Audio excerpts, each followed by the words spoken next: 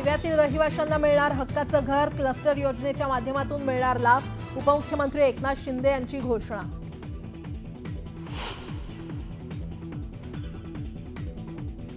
सुरेश धस यांनी मागितली प्राजक्ता माईची माफी, वक्तव्याचा गैरअर्थ काढला गेल्याचं म्हणत धस यांच्याकडून दिलगिरी व्यक्त। वाल्मिक कराडच्या सरेंडर होण्यावरून 2 आकांमध्येच वाद। सुरेश धस यांचा आरोप, फरार कराड सापडणार कधी याची चर्चा।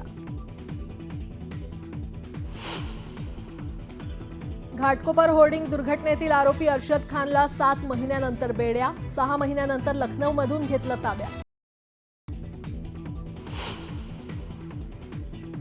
लोणावळ्याच्या लायन्स आणि टायगर पॉइंटवर पर्यटकांना बंदी, 31 डिसेंबरच्या निमित्तानं वन विभागाचा निर्णय, पर्यटकांचा व्यापाऱ्यांमध्ये नाराजी।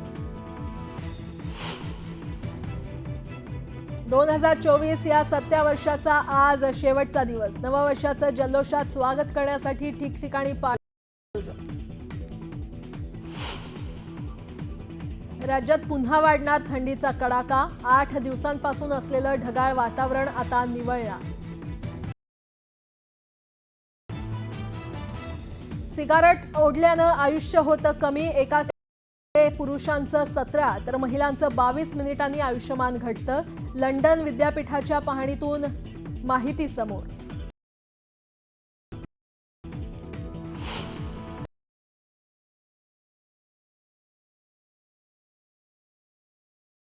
अमेरिका, रशिया आणि चीन नंतर लागणार भारताचा नंबर।